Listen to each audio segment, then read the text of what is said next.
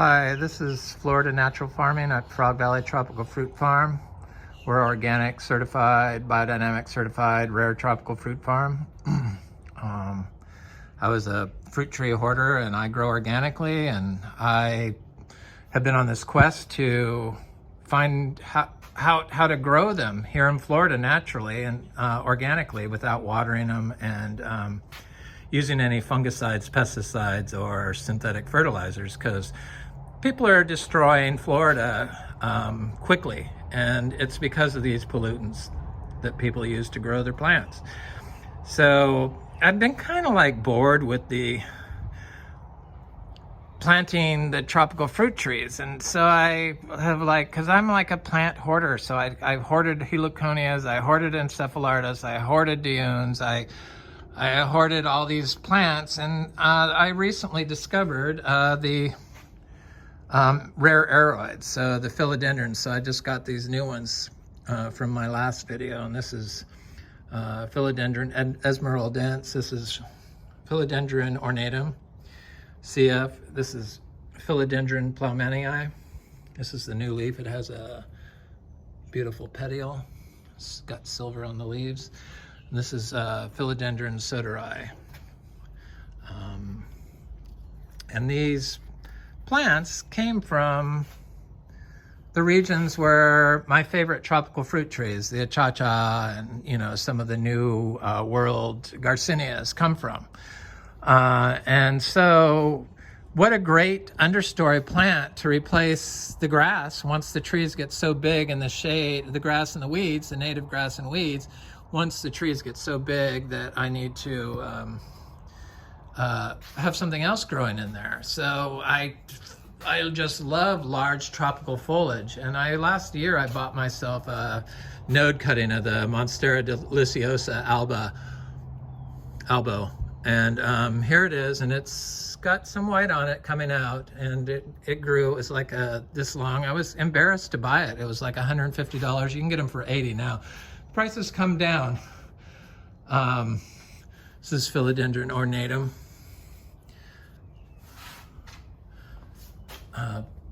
CF, and this is Anthurium pullidiflorum.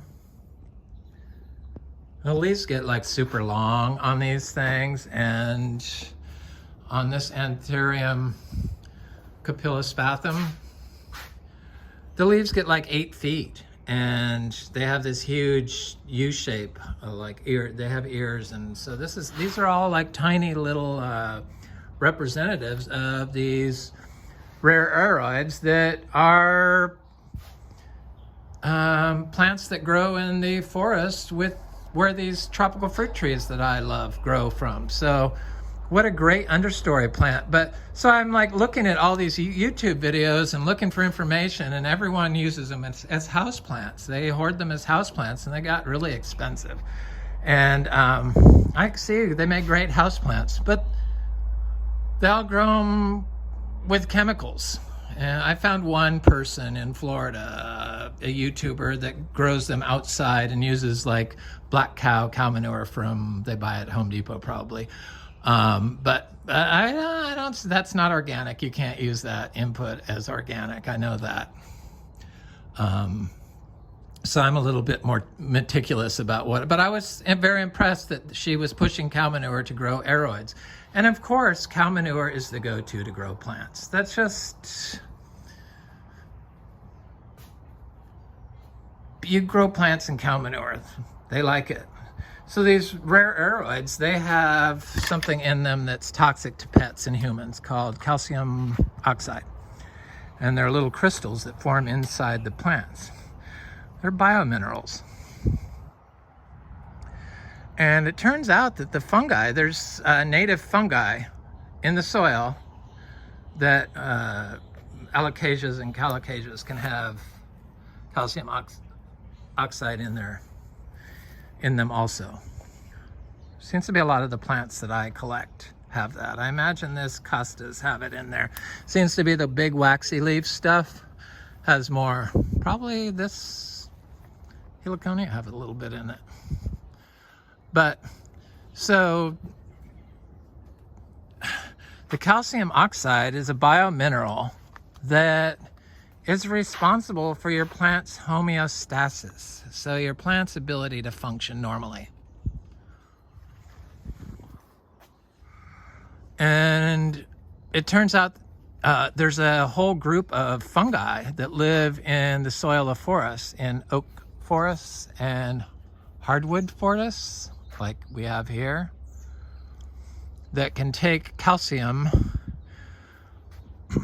from the stone, which we're on calcium here in Florida. Calcium's mined in Florida, silica's mined in Florida, and convert it to calcium oxide crystals. And these calcium oxide crystals, in the fungi, they transport on the hyphae, or they get formed in situ maybe. I don't know. They don't really know all this stuff. But they're used as iron, heavy metal chelators in the soil.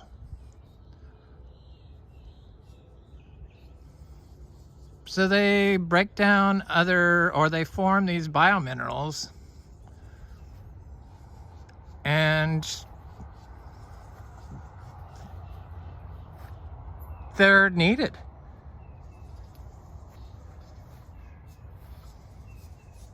So I imagine a compost made with these plants that have a lot of calcium oxide in their tissue would be awesome. And it turns out that there's trees that they've done studies on, calcium oxide trees, like this Dieffenbachias have a lot of calcium oxide in them. All these toxic plants, it's because of that calcium oxide. They're crystals.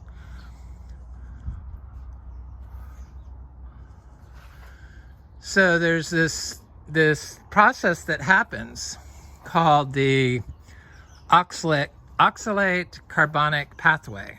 There's all these little pathways and cycles that they're coming out with. That's just because they've sequenced the processes. So then they name them the pathway. So the Oxilate Carbonate Pathway takes the debris from the plant, like the leaves, and it gets broken down, oxidized, and it forms calcium carbonate. So a plant readily available form of calcium in the soil, on the soil surface. So I've been planting these Dieffenbachias through here because they're gorgeous, and not worrying about, them being toxic to pets or whatever. Animals don't eat stuff that's toxic unless there's something wrong with them, generally. Everyone freaks out and thinks that you have to remove any native plant that might be toxic to cows. But I've never known a cow or an animal to eat something that was poison.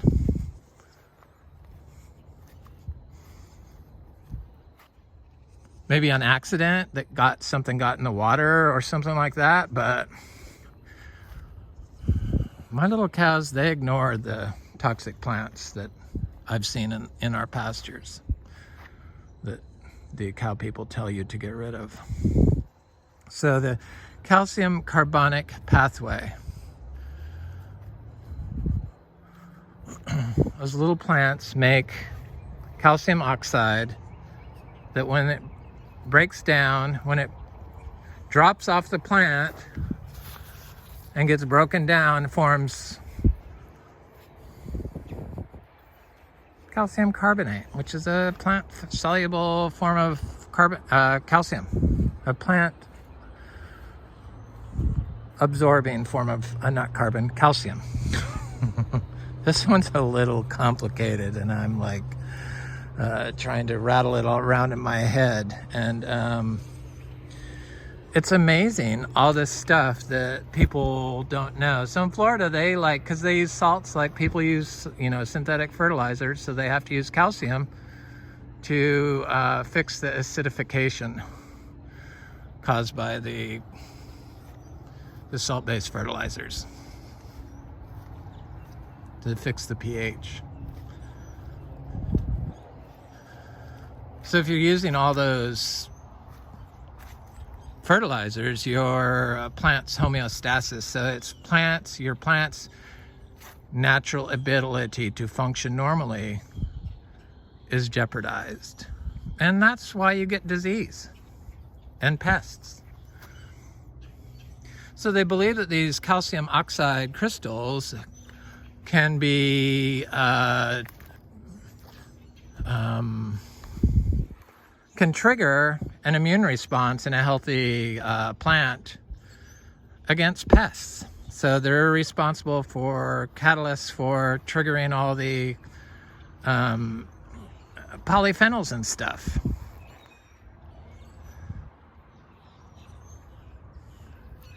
I don't know, it's all so fascinating, the stuff that they've learned and are learning. It's just like on a daily basis.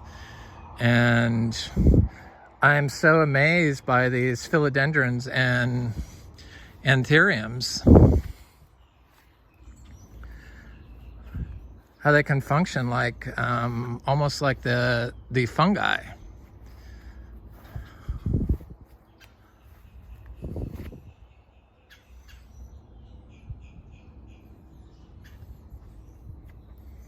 And form these calcium oxide crystals.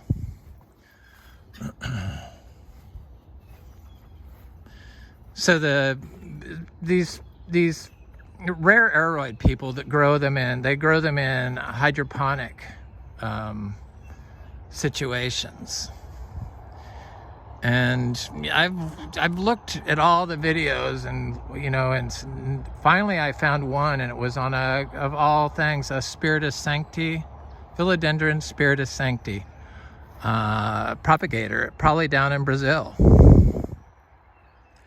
And they had all these like Spiritus Sancti. There's like a multi-$1,000 plant, each one, little tiny plants, the rarest philodendron there is. And he had them in a hydroponic situation. He was propagating them to get them to grow roots.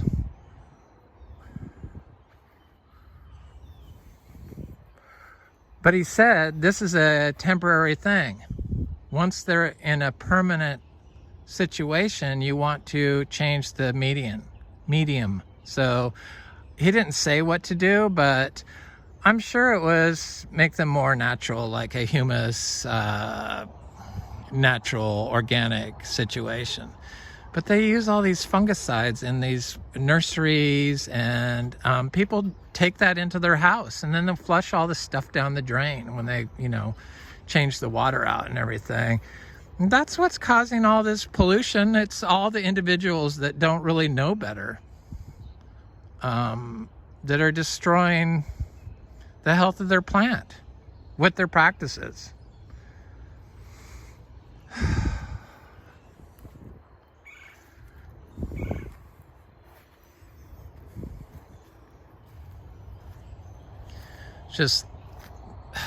It's just everyone does the same thing, and it's like they see one person do it that makes money, and then they think that that's what they need to do in their house or their farm. We have unlimited supply of calcium, and I was wondering why we were so successful. We're on like calcareous rock here. If you have an unlimited supply of calcium and you have an unlimited supply of water, and you have a plant, and sunlight and warm weather, you can pretty much have a Eden. As long as you're not killing off the biology, the fungi, the fungus with your fungicides, and limiting your plant's potential to form relationships with said fungi in the soil and able to uptake nutrients naturally.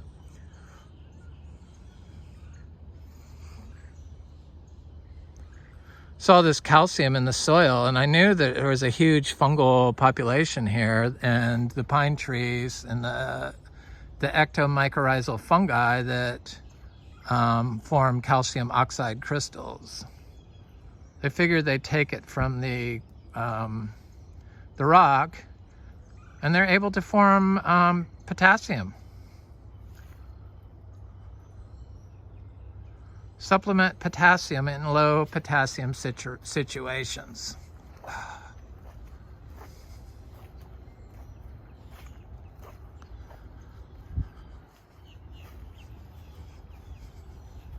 Because since I was talking about the trees that I loved and hoarded, because I never got in on the Jaboticaba phase. I understand people's infatuations with what talks to them, but the plants that talked to me were like the Garcinia humilis and the Dieffenbachias and the heliconias and most of the gingers and the encephalardos and the diones and the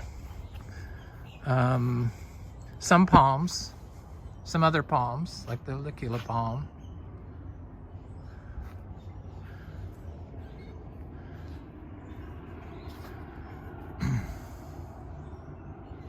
So I know I can plant all this stuff in the orchard floor, my Philodendrons and Aroids. I wanted to come over and see that. I go around that Garcinia humilis and see if it's flowering. I don't think it is because it doesn't have any, excuse me, new leaves showing. I know that these Dieffenbachias, when they're on the ground, there's mushrooms that grow out of them quickly.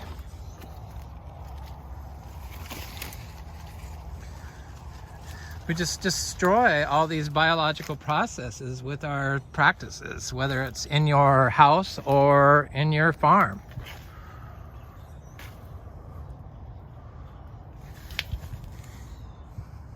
How they ever made people think that you couldn't grow organically in Florida is shocking to me now, knowing what I know. Just on a face value, it didn't make sense, since Florida's was, probably isn't anymore, I don't know if it is, the most biologically diverse spot in North America, the Indian River Lagoon, right here in Indian River County, basically. If it couldn't grow organically here, then there's no way you could ever become the most biodiverse spot in North America. So we need to like pull together and start. Everyone needs to really do their part, I think. It's just crazy how the ignorance just proliferates. It's like intelligence through an Instagram photo. I don't do any I don't see any flowers on this Garcinia humilis social media. I only do YouTube. That's all I do, which is enough.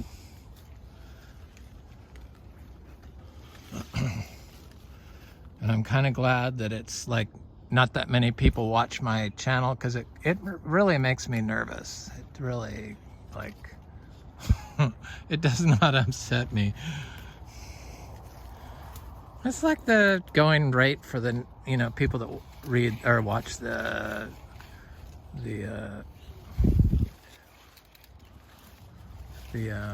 YouTube stuff that's based on science. No, I don't see any flowers on this tree forming. But usually when this Garcinia humilis tree, because it fruited last year, the flowers start forming once new leaves are coming out on the tree, and I don't see any new leaves, so it's not quite ready yet.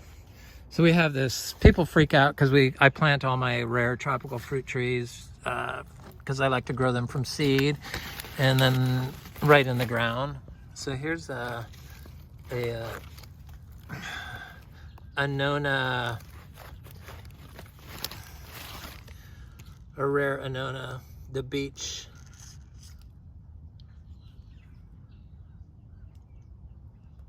sugar apple.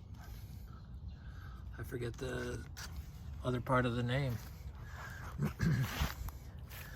But it's a rare one. Here's a Plinia inflata, the giant mulche, and this is down from South America also. So these are like little rare plants that aren't even watered, that people keep in pots, because that's what everyone does. They keep them all in pots, like the philodendrons, all these rare plant hoarders, because either they don't live in tropical areas or they don't have a permanent place. I understand. I've had a plant hoarding problem my whole life. I just moved around a lot and never kept them because people wanted to buy them.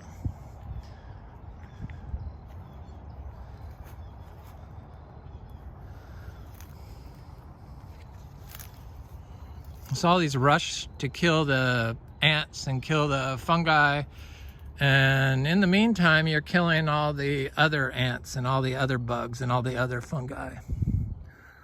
I see lots of buttercream mangoes on our tree.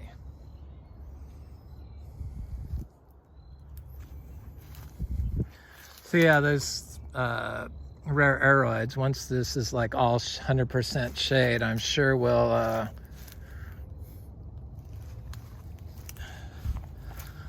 appreciate being grown in there organically. It just really surprises me that there isn't more real knowledge being shared by people that grow organically. Stuff other than market garden stuff. And we know how to do that. The studies they do on market gardens are not going to apply to perennial forest systems.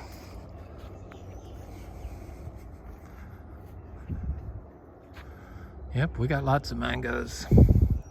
And we don't have to spray. I mean, really, you just can't deny this. It's like all that stuff, calcium oxide. This is a super, has the crystals in it, the biomineral that forms in there that are toxic. Tamarillo, you can't grow that in the ground because of the nematodes. So please stop it with the people giving advice that don't know how to grow. That's what it is that people listen to.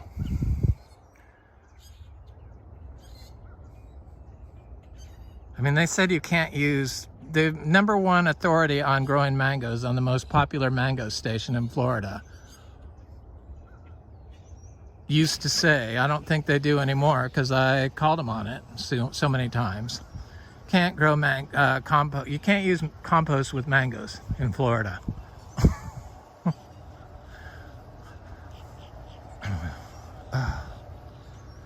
Yes, you can, because all you have to do is let the rain wash your compost away. With your management practice, if you mowed it and threw down compost, it would disappear. It would disappear. And then if you're using salt-based fertilizers, it would eat it up. You'd have to water, so your tree's not going to form any relationship with the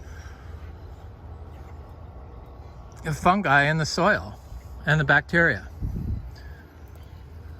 They've got it figured out. It's kind of I'm kind of embarrassed for their old advice to sell product to make themselves rich that's destroyed Florida. Their blatant push of these said chemicals and fungicides and herbicides and pesticides. You're the expediter of the canary in the coal mine. That's what you are. You are the canary in the coal mine when you do that. Kill biology. Use biology killing chemicals and fungicides when you don't have to.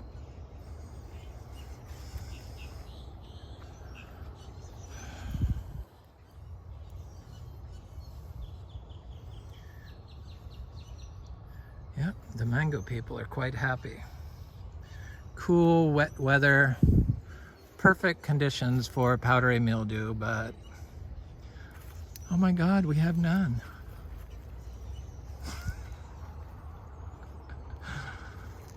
I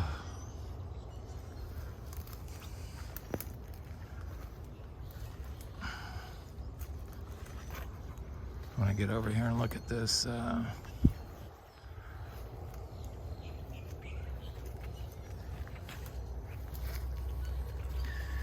So I always heard that you could grow multiple crops of raw sapote in Florida, and that's true. There is one fruit that developed off our second bloom. I don't know if it's going to hold on the tree, but this tiny little grafted tree, but it's possible.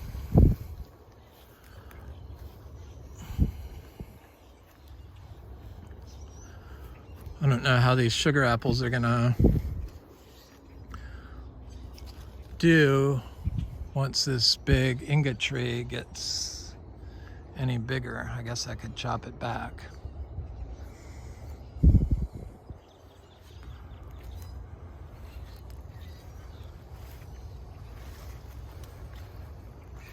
Is there something wrong when the people that use chemicals are giving the advice on how to grow organically, or telling you can't do it? I mean, that alone, there's something wrong with that.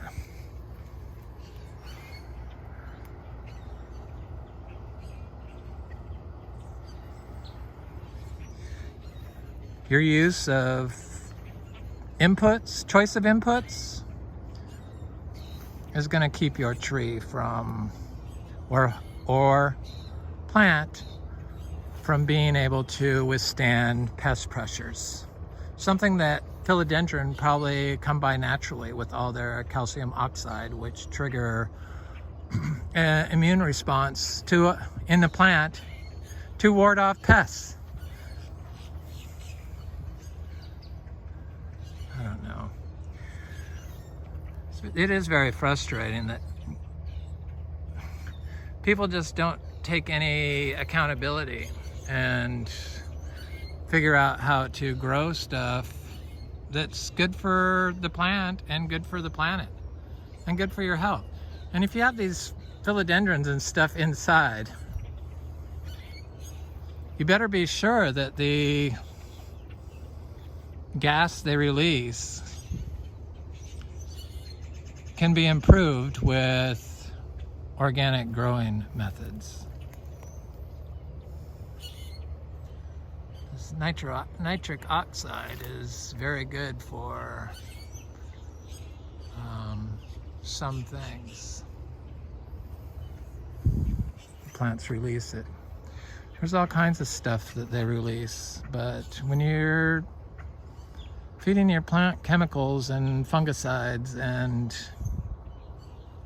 synthetic water-soluble fertilizers, or even organic water-soluble fertilizers, you're not going to get the immune response that you get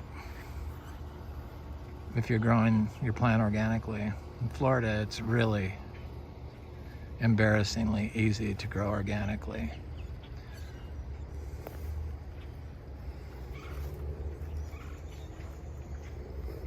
Anyway, this is Florida Natural Farming at Frog Valley Tropical Fruit Farm. I hope you have a good day.